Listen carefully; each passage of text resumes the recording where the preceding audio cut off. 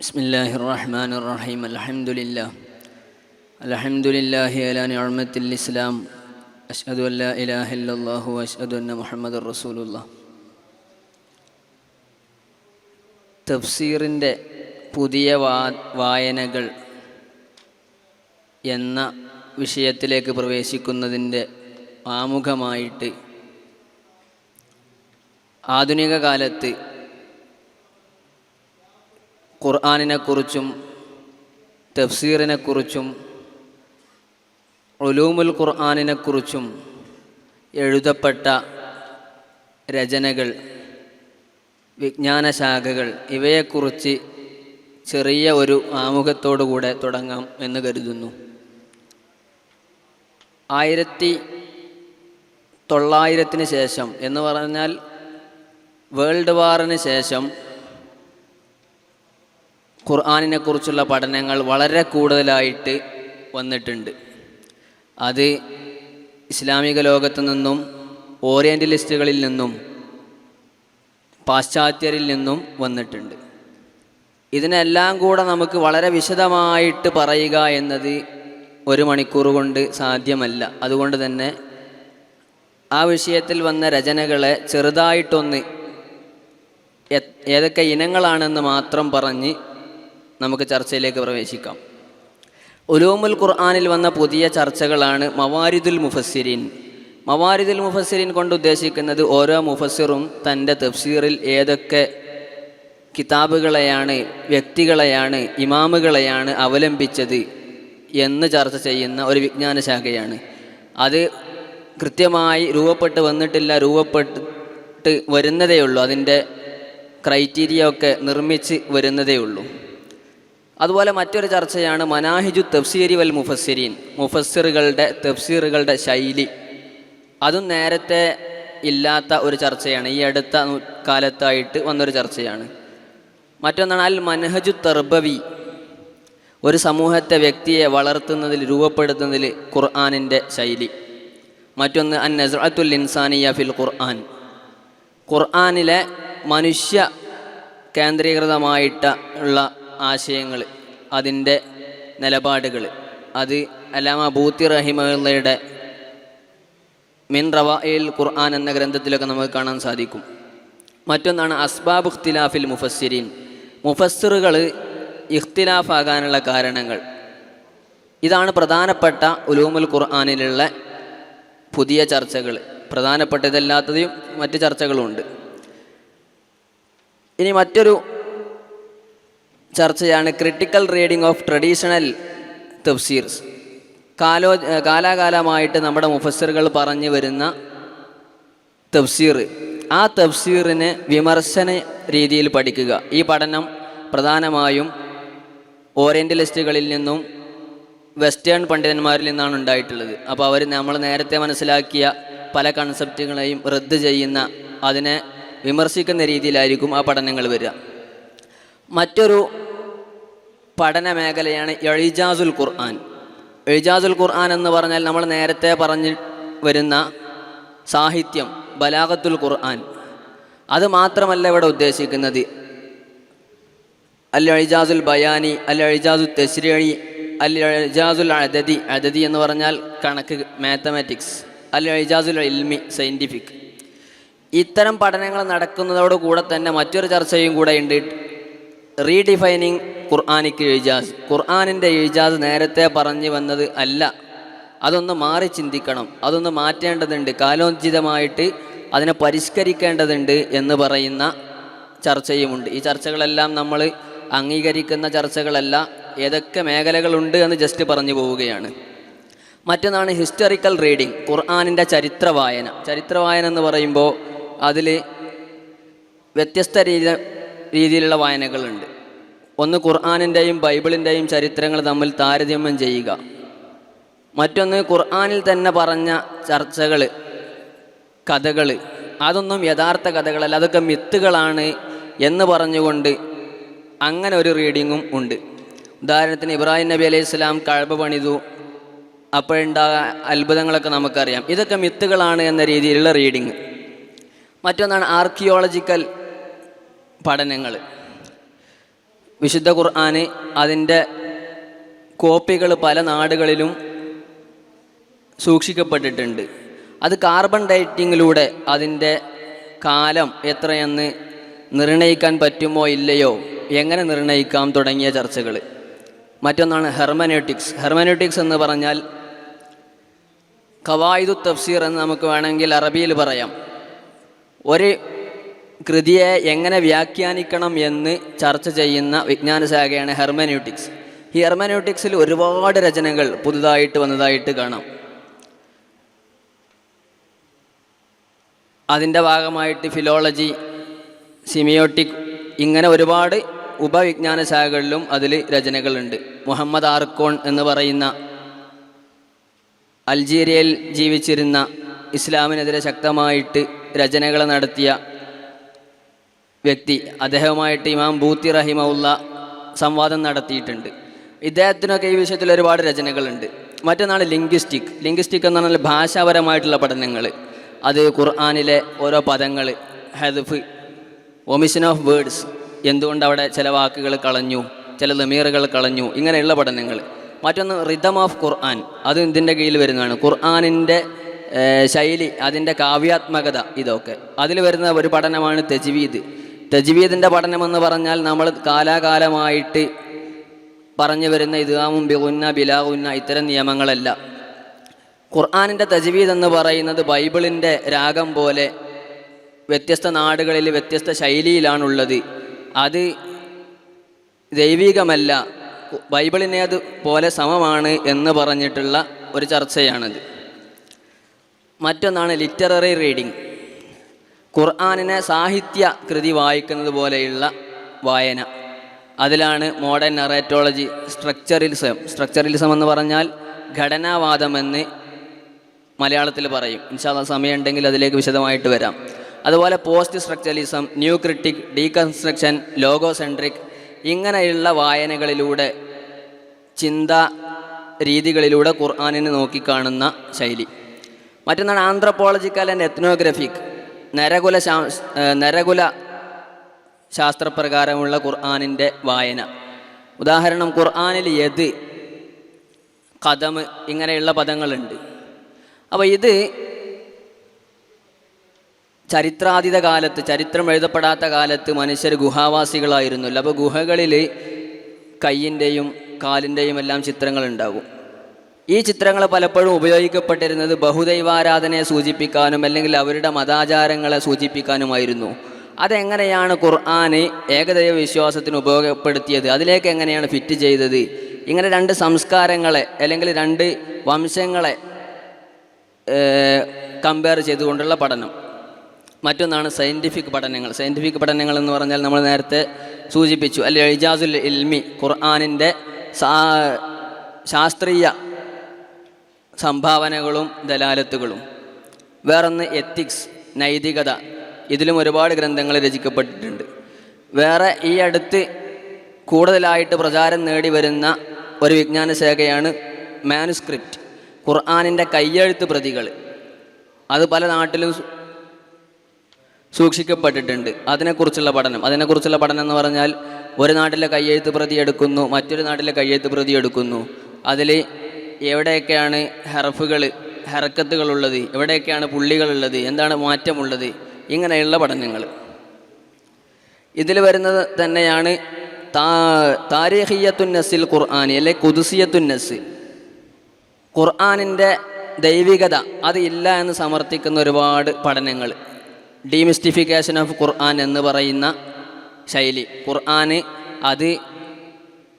അതിൻ്റെ പദങ്ങൾ അള്ളാഹുവിൻ്റെ കലാമായിരിക്കുന്ന സമയത്ത് ദൈവികമായിരുന്നു. റസൂലുള്ളാഹി സ്വല്ലല്ലാഹു അലൈഹി വസല്ലം തങ്ങളിലേക്ക് അവതരിപ്പിക്കപ്പെട്ടത് ആ അവസരം മുതൽ അതിൻ്റെ ദൈവികത നഷ്ടപ്പെട്ടിരിക്കുന്നു, ഇപ്പോൾ അത് മനുഷ്യപ്രകൃതത്തിലാണുള്ളത് എന്ന പഠനങ്ങൾ ഒരുപാടുണ്ട്. അതുപോലെ കോണ്ടക്സ്റ്റലൈസേഷൻ ഓഫ് ഖുർആനിൻ്റെ സാന്ദർഭിക വായന എന്ന് പറഞ്ഞാൽ പ്രധാനപ്പെട്ടും 3 രീതിയിലാണുള്ളത്. ഒന്ന്, ഖുർആനിൻ്റെ ആയത്തുകളും സൂറത്തുകളുമൊക്കെ എടുത്തുകൊണ്ട് ഖുർആൻ ഇറങ്ങിയ കാലത്തെ പ്രശ്നങ്ങൾക്ക്, അന്ന് നിലവിലുണ്ടായിരുന്ന സാമൂഹിക വിപത്തുകൾക്ക് എങ്ങനെയാണ് ഇത് പരിഹാരമായത് എന്ന പഠനം. മറ്റൊന്ന് ഖുർആനിൻ്റെ ആയത്തുകളുടെയും സൂറത്തുകളുടെയും ചരിത്രം, നമ്മൾ സബബുൻ നുസൂലൊക്കെ എന്ന് പറയുന്ന പഠനം, അത് പണ്ടേ നേരത്തെ ഉള്ളതാണ്. മൂന്നാമത്തെ ഒരു രീതിയാണ് നമ്മളെ ഇക്കാലത്ത് നേരിട്ട് കൊണ്ടിരിക്കുന്ന ചോദ്യങ്ങൾ, പ്രശ്നങ്ങൾ, അതിന് ഖുർആനിൻ്റെ ആയത്തുകളെ സൂറത്തുകളെ എങ്ങനെ പരിഹാരമായി കാണാം, ഇങ്ങോട്ട് സന്ദർഭത്തോട് യോജിപ്പിച്ചുകൊണ്ടുള്ള വായന. മറ്റൊന്നാണ് തഫ്സീറുൽ മൗദൂഇ. തഫ്സീറുൽ മൗദൂഇ എന്ന് പറയുന്നത് നമ്മൾ സാധാരണ ജലാലൈനിയും മറ്റൊക്കെ ഓതി പഠിക്കുന്നത് അതിന് തഫ്സീറു തഹ്ലീലി എന്നാണ് പറയുക. ഓരോ പദങ്ങളും കൃത്യമായിട്ട് വിശകലനം ചെയ്ത് പഠിക്കുക. തഫ്സീറുൽ മൗദൂഇ എന്ന് പറഞ്ഞാൽ ഒരു വിഷയം എടുത്തിട്ടാണ് പഠിക്കുക. ഉദാഹരണം അൽ ഖുർആൻ വൽ മർഅ, സ്ത്രീയും വിശുദ്ധ ഖുർആനും, അല്ലെങ്കിൽ അൽ ഖുർആൻ വൽ ബീഅ, നമ്മുടെ ബീഅത്ത് എൻവയോൺമെൻറ്റും ഖുർആനും. ഇങ്ങനെ ഓരോ വിഷയം എടുത്തിട്ട് ഖുർആനിൻ്റെ വ്യത്യസ്ത ഭാഗത്തു നിന്നുള്ള ആയത്തുകളും സൂറത്തുകളും എടുത്ത് ഉള്ള പഠനമാണിത്. വിഷയത്തിൽ കേന്ദ്രീകൃതമായിരിക്കും. ഇങ്ങനെ ഒരുപാട് പുതിയ പഠനങ്ങൾ ഖുർആനിനെക്കുറിച്ചും ഉലൂമുൽ ഖുർആനിനെക്കുറിച്ചും തഫ്സീറിനെക്കുറിച്ചുമെല്ലാം പുതിയ കാലത്ത് വന്നുകൊണ്ടിരിക്കുന്നുണ്ട്. അത് എത്രയാണെന്ന് നമുക്ക് മനസ്സിലാക്കാൻ വലിയ പ്രയാസമാണ്. അത്രയും പഠനങ്ങൾ നമ്മക്കാൾ മറ്റുള്ളവർ ഈ വിഷയത്തിൽ നടത്തിക്കൊണ്ടിരിക്കുന്നുണ്ട്. അതിൽ നമുക്ക് സ്വീകരിക്കാൻ പറ്റിയതുണ്ട്, സ്വീകരിക്കാൻ പറ്റാത്തതുമുണ്ട്. അപ്പോൾ ഇത്തരം പഠനങ്ങളിലേക്ക് കടക്കാനുള്ള മാർഗമെന്ന് പറയുന്നത് ഖുർആനിനെക്കുറിച്ച് രണ്ട് രീതിയിലുള്ള തഫ്സീറുകളാണ് ഉണ്ടാവുക. ഒന്ന് തഫ്സീറു ബിർ റഅ്യി, മറ്റൊന്ന് തഫ്സീറും ബിൽ മഅ്സൂർ. അതിനെക്കുറിച്ച് വിശദമായിട്ട് ഇൻഷാ അല്ലാഹ് റാസി ഉസ്താദ് സംസാരിക്കും. മനുഷ്യ കഴിവ് ഉപയോഗിച്ചുകൊണ്ട് അള്ളാഹുവിൻ്റെ കലാമിനെ എത്രത്തോളം മനസ്സിലാക്കാൻ കഴിയും, ആ രൂപത്തിൽ അള്ളാഹുവിൻ്റെ കലാമിനെ കുറിച്ച് പല രൂപത്തിൽ മനസ്സിലാക്കുക എന്നുള്ളതാണ് തഫ്സീർ കൊണ്ട് നമ്മൾ ഉദ്ദേശിക്കുന്നത്. തഫ്സീർ ചെയ്യുക, ഖുർആനിൻ്റെ തഫ്സീർ എന്ന് പറയുന്നത് അള്ളാഹു സുബ്ഹാനഹു തആലയുടെ ആ വചനം നമുക്ക് ഏതെല്ലാം നിലക്ക് മനസ്സിലാക്കാൻ കഴിയും, ഏതെല്ലാം അറിവുകൾ ആർജിച്ച് അത് മനസ്സിലാക്കാൻ കഴിയും, ആ രൂപത്തിൽ മനുഷ്യ കഴിവ് പരമാവധി ഉപയോഗപ്പെടുത്തിക്കൊണ്ട് അള്ളാഹുവിൻ്റെ വചനത്തെ മനസ്സിലാക്കുക എന്നുള്ളതാണ് തഫ്സീർ കൊണ്ട് ഉദ്ദേശിക്കുന്നത്. തഫ്സീർ പൊതുവെ നമുക്ക് രണ്ട് രൂപത്തിൽ തഫ്സീറുകളെ കാണാം. ഒന്ന് തഫ്സീറും ബിർ റഅ്യി, തഫ്സീറും ബിൽ മഅ്സൂർ എന്ന് പറയുന്ന രണ്ട് രൂപത്തിൽ പൊതുവെ നമ്മൾ വിലയിരുത്താറുണ്ട്. അതിന് ലോകത്ത് വേറെയും കുറേ വിഭാഗങ്ങളായിട്ട് അതിനെ തരംതിരിക്കാറുണ്ട്.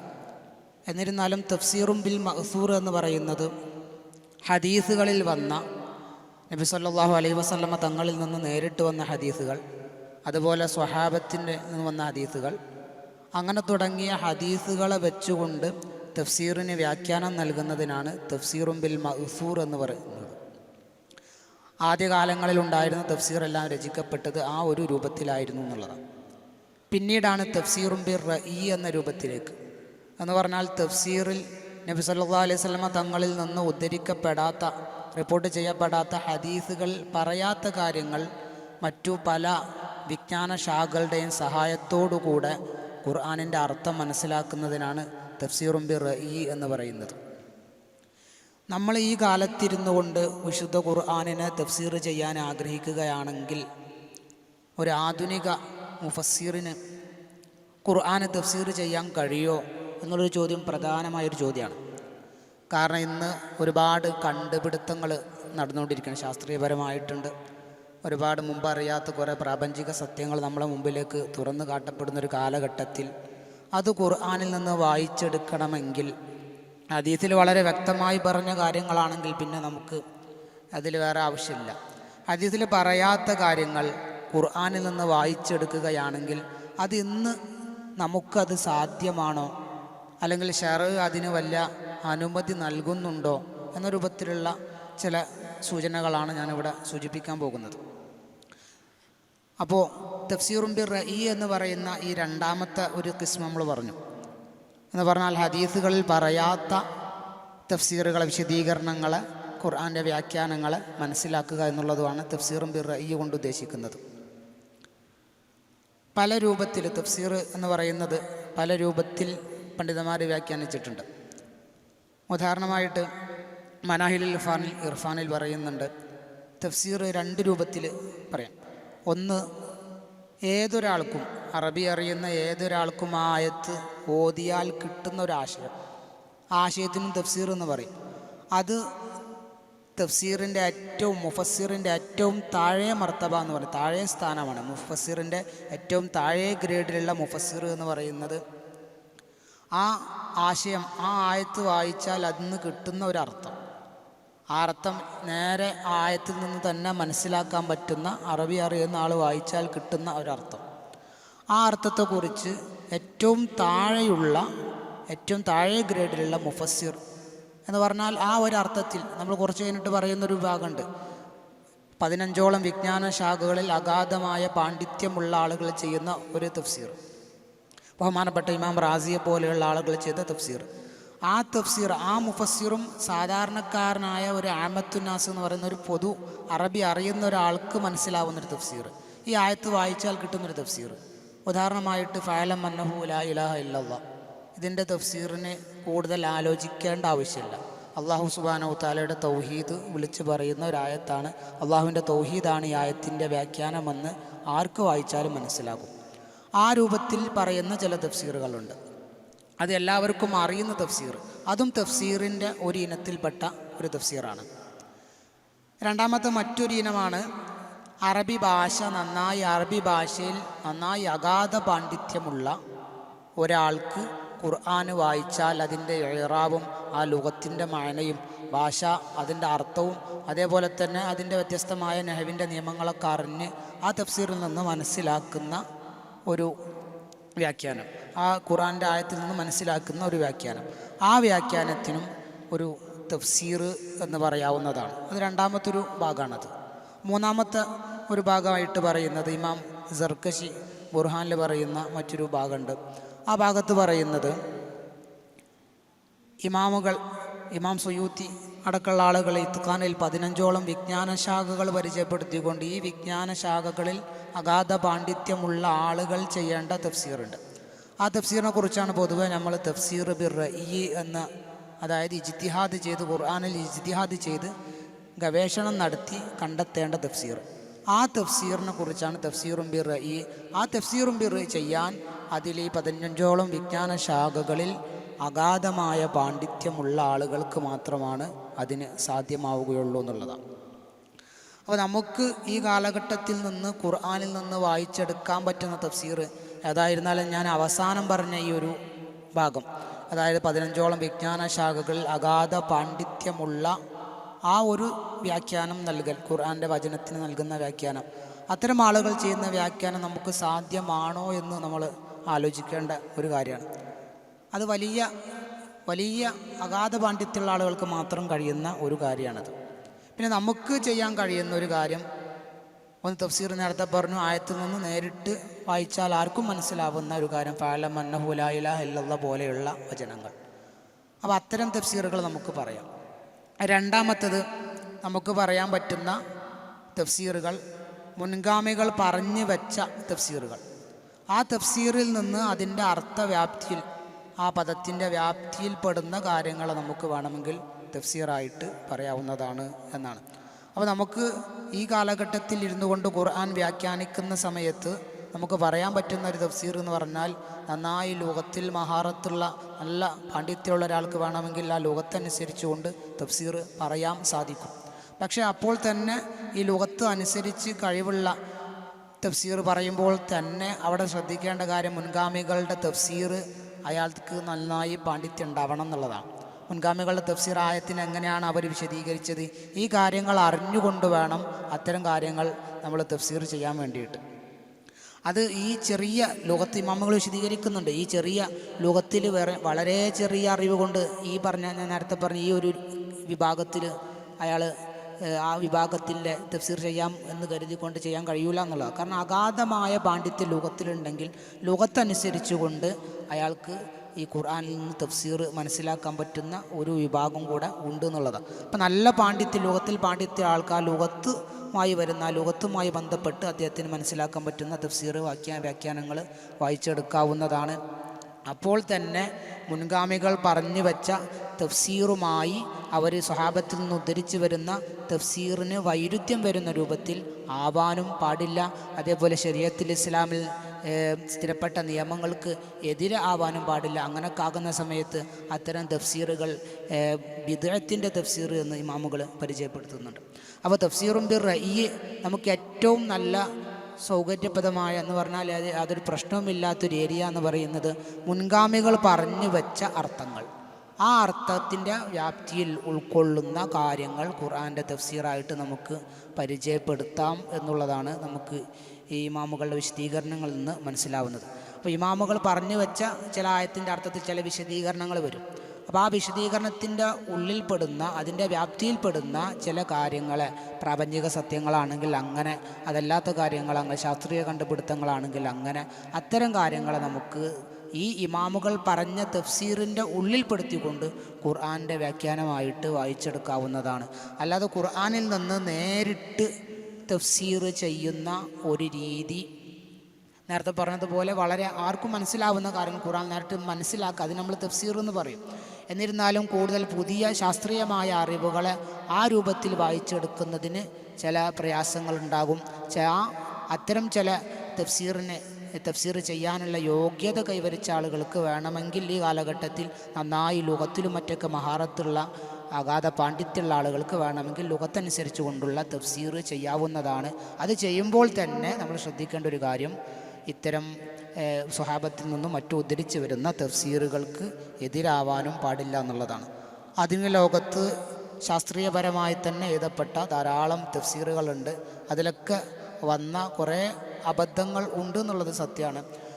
അപ്പോൾ നമുക്ക് അംഗീകരിക്കാൻ പറ്റുന്ന തഫ്സീറുകളുണ്ടാവും, നമുക്ക് അംഗീകരിക്കാൻ പറ്റാത്ത തഫ്സീറുകളുണ്ടാവും. ചിലത് വ്യാഖ്യാനിച്ചുകൊണ്ട് സ്വഹാബത്തിൽ നിന്ന് ഉദ്ധരിച്ച് വന്ന ഹദീസുകളെയും സ്വഹിയായ ഹദീസുകളെ പോലും തള്ളിക്കളയുന്ന രൂപത്തിൽ തന്നെ വെറും ലുഗത്തും ബുദ്ധിയും പ്രയോഗിച്ച് മാത്രം തഫ്സീർ ചെയ്ത് അങ്ങനെ സ്വഹാബത്തിൽ നിന്ന് വന്ന ഹദീസുകളെ തള്ളിക്കളയുന്ന, സ്വഹിയായ ഹദീസിനെ തള്ളിക്കളയുന്ന, സ്വഹാബത്തിൻ്റെ വ്യാഖ്യാനങ്ങളെ തള്ളിക്കളയുന്ന രൂപത്തിലുള്ള തഫ്സീറുകൾ ഇന്ന് രചിക്കപ്പെട്ടിട്ടുണ്ട് എന്നുള്ളതാണ്.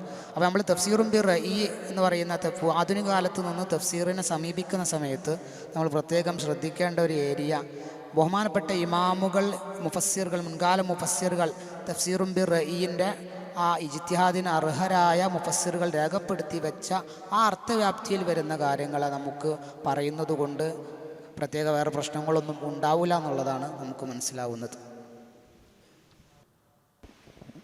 ഇപ്പോൾ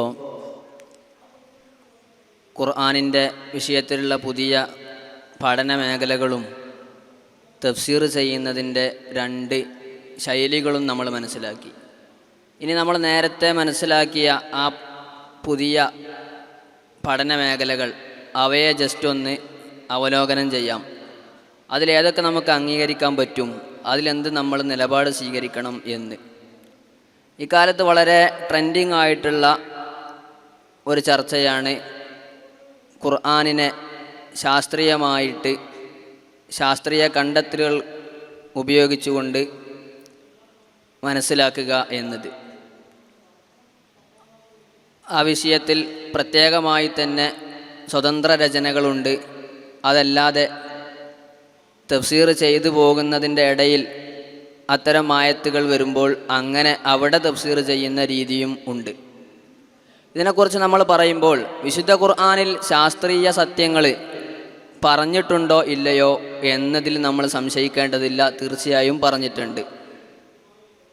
മാ ഫറത്നാ ഫിൽ കിതാബി മിൻ ഷൈഅ്, വിശുദ്ധ ഖുർആനിൽ നമ്മൾ ഒരു കാര്യവും പറയാതെ പോയിട്ടില്ല എന്ന് റബ്ബ് തആല പറയുന്നുണ്ട്.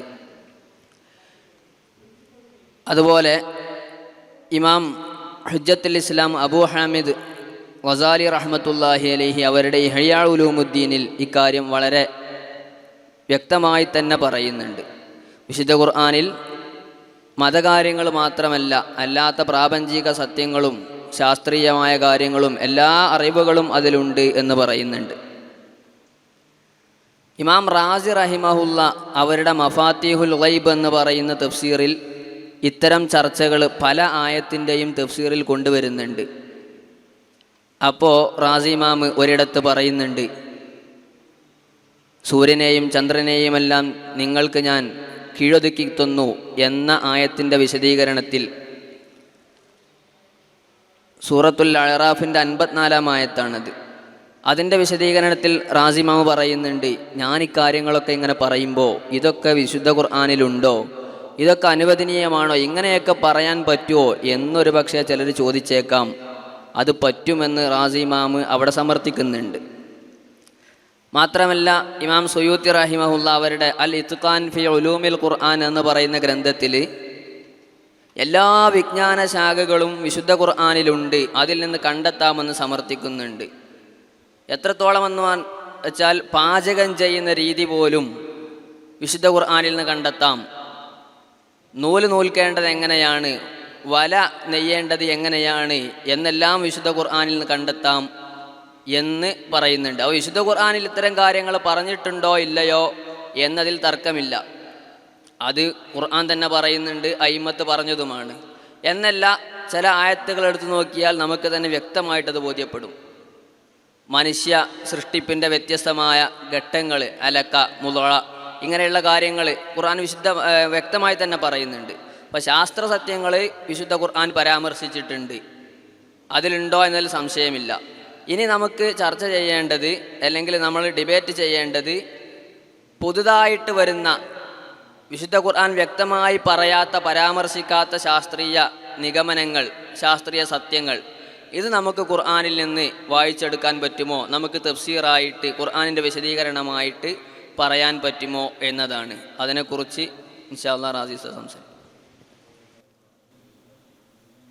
നമ്മൾ നേരത്തെ പറഞ്ഞു, ഇമാമുകൾ പറഞ്ഞു വെച്ച ചില വ്യാഖ്യാനങ്ങളിൽ ഉൾപ്പെടുന്ന ചില കാര്യങ്ങൾ. ഉദാഹരണമായിട്ട് ഇപ്പോൾ അർസൽന റിയാഹ ലവാഖിഹ എന്ന് പറയുന്നൊരായത്തുണ്ട്. അപ്പോൾ ഈ ലവാഖിഹ് എന്ന് പറയുന്നതിന് പല അർത്ഥങ്ങളും ഇമാമുകൾ തഫ്സീർ റാസിയിൽ അടക്കം പറയുന്നുണ്ട്. ശരിക്ക് ലവാഖിഹ് എന്ന് പറഞ്ഞാൽ ഈ പരാഗണം നടത്തുന്നതിന് വേണ്ടി ഉപയോഗിക്കാൻ പറ്റുന്ന ഒരു പദമാണെന്നുള്ളതാണ്. അപ്പോൾ അർസൽന റിയാഹ ലവാഖിഹ എന്നതിന് ബഹുമാനപ്പെട്ട ഇബ്നു അബ്ബാസ് തങ്ങളുടെ തഫ്സീർ അർസൽന റിയാഹ ലവാഖിഹ അലി സഹാബി വഷജർ എന്നാണ്. മരത്തിന്, ലവാഖിന് പല അർത്ഥങ്ങൾ ഇമാമുകൾ ഉദ്ധരിച്ചിട്ടുണ്ട്. ഒന്ന് വഹിച്ചു കൊണ്ടുപോകുന്നതെന്നൊരർത്ഥത്തിൽ ഉദ്ധരിക്കുന്നുണ്ട്. പിന്നെ മറ്റൊരർത്ഥം അൽഖഹത്ത്, ലഹിഖത്തിൻ അൽഖഹൽ ഫഹലു അൻ ആഖത്ത എന്ന് പറയുന്നൊരു പ്രയോഗമുണ്ട്. എന്ന് പറഞ്ഞാൽ ഇണ ചേർന്ന് ഗർഭം ധരിക്കുക എന്ന് പറയുന്ന അർത്ഥത്തിലാണ് ഈ ലിഖാഹ് എന്ന് പറയുന്ന പദത്തെ പരിചയപ്പെടുത്തുന്നത്. ലോകത്തിൽ തന്നെ അങ്ങനെ ഒരു പദമാണ്. അപ്പോൾ ലവാഖിഹ് എന്ന് പറയുന്നതിന്, അതിന് ശരിക്കത് മുൽഖിഹത്ത് എന്ന് പറയുന്ന പരാഗണം നടത്തുന്നത് എന്നർത്ഥത്തിലേക്ക് നമുക്ക് വ്യാഖ്യാനിക്കാൻ പറ്റുന്ന ഒരു അർത്ഥം ഇമാമുകൾ ലോകത്തിൽ തന്നെ വിശദീകരിക്കുന്നുണ്ട്. അപ്പോൾ ഈ കാറ്റിലൂടെയുള്ള പരാഗണത്തിലേക്കുള്ള ഒരു സൂചനയാണ് എന്ന് അതിനെ വിശദീകരിക്കുന്ന ആധുനിക മുഫസ്സിരീങ്ങളുണ്ട് എന്നുള്ളതാണ്. അപ്പോൾ ഈ ഒരു അർത്ഥം, അർസൽന റിയാഹ ലവാഖി എന്ന് പറയുന്ന അർത്ഥം ഇമാമുകൾ തന്നെ ലവാഖി അലി സഹാബി വഷജർ എന്ന് പറയുന്നുണ്ട്. മരത്തിന് ഈ പരാഗണം നടത്തുന്ന രൂപത്തിലേക്ക് കാറ്റ് മാറുന്നുണ്ട് എന്നൊരാശയം ആ ആയത്തിൽ നിന്ന് ഇമാമുകളുടെ വിശദീകരണത്തിൽ തന്നെ നമുക്ക് വായിച്ചെടുക്കാൻ കഴിയുമെന്നുള്ളതാണ്. ശരിക്കും അങ്ങനെ തന്നെ പറഞ്ഞിട്ടുണ്ട്. ഇമാം റാസി ആ തഫ്സീറിൻ്റെ വിശദീകരിക്കുന്ന സ്ഥലത്ത് പറയുന്നുണ്ട്, എങ്ങനെയാണ് ലവാഖി ഷജർ എങ്ങനെയാണെന്ന് മുൻഗാമികൾ ആരും വിശദീകരിച്ചത് കണ്ടിട്ടില്ല എന്ന് പറയുന്നത്. ഈ ആധുനിക ലോകത്ത് കണ്ടുപിടുത്തങ്ങൾ കൂടുതലിങ്ങനെ വർദ്ധിച്ചു വന്നപ്പോൾ കാറ്റിലൂടെ പരാഗണം നടക്കുന്നു എന്ന് പറയുമ്പോൾ കാറ്റ് പോലും പരാഗണം നടത്തുന്നുണ്ട് എന്നതിലേക്ക് ഈ ആയത്തിൽ വെളിച്ചം വീശുന്നുണ്ട് എന്ന് പറഞ്ഞാൽ അതൊരു ശാസ്ത്രീയ സത്യത്തിലേക്കുള്ള ഒരു വെളിച്ചം വീശൽ ഉണ്ട്. നമുക്ക് ഖുർആനിൽ നിന്ന് വായിച്ചെടുക്കാവുന്നതാണ്. ചില കാര്യങ്ങൾ നമ്മുടെ കാലം ഇങ്ങനെ കഴിയുന്തോറും പുതിയ കണ്ടെത്തലുകൾ വരുന്ന സമയത്ത് ഖുർആൻ്റെ അർത്ഥങ്ങൾ കൂടുതൽ വ്യക്തമാകുന്ന രൂപത്തിലേക്ക് നമുക്ക് മനസ്സിലാവുന്നുള്ളതാണ്. അപ്പോൾ ഈ ഒരു അർത്ഥത്തിൽ നമുക്ക് മുൻഗാമികൾ പറഞ്ഞ ലോകത്തും അവർ പറഞ്ഞ വ്യാഖ്യാനത്തിൻ്റെ ഉള്ളിൽ നിന്ന് തന്നെ ശാസ്ത്രീയമായ സത്യങ്ങളെ നമുക്ക് മനസ്സിലാക്കാൻ പറ്റുന്ന ഒരു ഏരിയ അതിലുണ്ട് എന്നുള്ളതാണ് ഖുർആനിൽ. പിന്നെ മറ്റൊരു കാര്യം, ഖുർആനിൽ തീരെ പറയാത്ത ചില കാര്യങ്ങളെ യാതൊരു ബന്ധവുമില്ലാതെ ചില പദങ്ങളുടെ അർത്ഥമായി പരിചയപ്പെടുത്തിക്കൊണ്ട് വ്യാഖ്യാനം നൽകുന്ന രൂപത്തിലുള്ള തഫ്സീറുകൾ രചിക്കപ്പെടുന്നുണ്ട്. അപ്പോൾ അതിനോട് നമ്മൾ നോ പറയുകയും ഈ രൂപത്തിലുള്ള ഇങ്ങനെ ഖുർആൻ വായിച്ചെടുക്കാൻ കഴിയുന്ന ഇമാമുകളുടെ വ്യാഖ്യാനം വെച്ച് തന്നെ നമുക്ക് ശാസ്ത്രീയമായി സമർത്ഥിക്കാൻ കഴിയുന്ന കാര്യങ്ങൾ നമുക്ക് എടുക്കുകയും ചെയ്യാമെന്നുള്ളതാണ് നമുക്ക് മനസ്സിലാവുന്ന ഒരു കാര്യം. പിന്നെ ഈ ഒരു കാര്യത്തിൽ നമ്മൾ ശ്രദ്ധിക്കേണ്ട ഒരു വിഷയം, ശാസ്ത്രീയ പഠനങ്ങൾ പുരോഗമിച്ചുകൊണ്ടിരിക്കുന്ന സമയത്ത് അതങ്ങനെ നടന്നുകൊണ്ടിരിക്കുമ്പോൾ ചിലപ്പോൾ അതിൽ മാറ്റങ്ങൾ വരാം. അപ്പോൾ നമ്മൾ ആദ്യം പറഞ്ഞ ഒരു വ്യാഖ്യാനം പിന്നീട് മാറ്റേണ്ട രൂപത്തിലേക്ക് വരും. ഏറ്റവും നമുക്ക് പറയാൻ കഴിയുന്നത് അള്ളാഹുവിൻ്റെ ഈ ആയത്ത് കൊണ്ടുള്ള മുറാദ് ഇതാണ് എന്ന രൂപത്തിലുള്ള വ്യാഖ്യാനം പറയാൻ തഫ്സീറും ബി റഅയി പറയുന്ന ആർക്കും അവകാശമില്ല എന്നുള്ളതാണ്. എന്ന് പറഞ്ഞാൽ അള്ളാഹു തആല ഈ ആയത്ത് കൊണ്ട് ഉദ്ദേശിക്കുന്നത് ഇന്നൊരു കാര്യം, ഇന്നൊരു അർത്ഥമാണ്, ഈ ഒരു അർത്ഥമാണ് എന്ന രൂപത്തിൽ വ്യാഖ്യാനിക്കാൻ കഴിയില്ല. എന്ന് പറഞ്ഞാൽ ഈ ആയത്തിൽ ഇങ്ങനൊരു സൂചന ഉണ്ട് എന്ന് വേണമെങ്കിൽ നമുക്ക് പറയാം. ആ രൂപത്തിലുള്ള തഫ്സീറുകൾ പറ്റുകയും ചെയ്യും. അത് ഇമാമുകളുടെ വ്യാഖ്യാനത്തിൽ നിന്നുകൊണ്ട് തന്നെ ആയാൽ നമ്മൾ നേരത്തെ പറഞ്ഞ തഫ്സീറും ബി റഅയിൽ പെടുന്ന മദ്മൂമായ എന്ന് പറഞ്ഞാൽ ആക്ഷേപിക്കപ്പെടുന്ന തഫ്സീറും ബി റഅയി എന്ന് പറയുന്ന ഗണത്തിൽ പെടുകയില്ല എന്നുള്ളതാണ് നമുക്ക് മനസ്സിലാക്കുന്നത്. ഏതായാലും തഫ്സീറും ബി റഅയി നമ്മൾ ഈ വ്യാഖ്യാനങ്ങളൊക്കെ പറയുന്ന സമയത്ത് തന്നെ നമുക്കൊരിക്കലും ഇത് ഈ ഒരർത്ഥത്തിൽ അള്ളാഹുവിൻ്റെ മുറാദ് ഇത് മാത്രമാണ് എന്നൊരർത്ഥത്തിൽ നമുക്കതിനെ വ്യാഖ്യാനിക്കാനും പാടില്ല എന്നാണ് ബഹുമാനപ്പെട്ട ഇമാം സുയൂത്തി തങ്ങളുടെ ഇത്ഖാനിൽ നിന്നെല്ലാം നമുക്ക് വായിച്ചെടുക്കാൻ കഴിയുന്ന ചില കാര്യങ്ങൾ. അപ്പോൾ നമ്മൾ ബഹുമാനപ്പെട്ട ഇമാം ഇബ്നു ഹജർ അൽ ഹൈതമി തങ്ങൾ പറയുന്നുണ്ട് ഫത്താവൽ ഹദീസിയയിൽ ഒരുപാട് വ്യാഖ്യാനങ്ങൾ, മുൻഗാമികളുടെ ഒരുപാട് വ്യാഖ്യാനങ്ങൾ ഒരു വിഷയവുമായി ബന്ധപ്പെട്ടുകൊണ്ട് ഉണ്ട്. എന്നാൽ ഈ കാലഘട്ടത്തിൽ നമ്മൾ ജനങ്ങൾക്ക് പറഞ്ഞു കൊടുക്കേണ്ട വ്യാഖ്യാനം ഈ കാലഘട്ടത്തിൽ ഉൾക്കൊള്ളാൻ പറ്റുന്ന വ്യാഖ്യാനങ്ങളാണെന്നുള്ളത്. തഫ്സീർ നോക്കിയാൽ പല തഫ്സീറുകളുണ്ടാവും. അഖിൽ കിതാബിൽ നിന്ന് എടുത്തെഴുതിയ കുറേ തഫ്സീറുകൾ ചിലപ്പോൾ ശരിയാവാത്തതുണ്ടാവും, അല്ലാത്തതുണ്ടാവും. ചിലപ്പോൾ ലോകത്ത് അനുസരിച്ച് ബയാൻ ചെയ്ത് തന്നെ ഈ കാലഘട്ടത്തിൽ ശരിയല്ല എന്ന് മനസ്സിലായതുണ്ടാവും. അത്തരം ചില തഫ്സീറുകളൊക്കെ ഉണ്ടാക്കുന്ന സമയത്ത് നമ്മൾ ഈ കാലഘട്ടത്തിൽ ആളുകൾക്ക് ഉൾക്കൊള്ളാൻ പറ്റുന്ന തഫ്സീറുകളാണ് ആളുകളെ പഠിപ്പിക്കേണ്ടത് എന്ന് ഇമാം ഇബ്നു ഹജർ തങ്ങൾ പറയുന്നുണ്ട്. അതും കൂടെ നമ്മൾ ഇതിനോട് കൂട്ടി വായിക്കേണ്ടതുണ്ട് എന്നാണ് നമുക്ക് മനസ്സിലാവുന്നത്. അപ്പോൾ വിശുദ്ധ ഖുർആനിലെ വ്യത്യസ്തമായ പഠന മേഖലകളും രണ്ട് വ്യാഖ്യാന രീതിയും അതിൽ ശാസ്ത്രീയ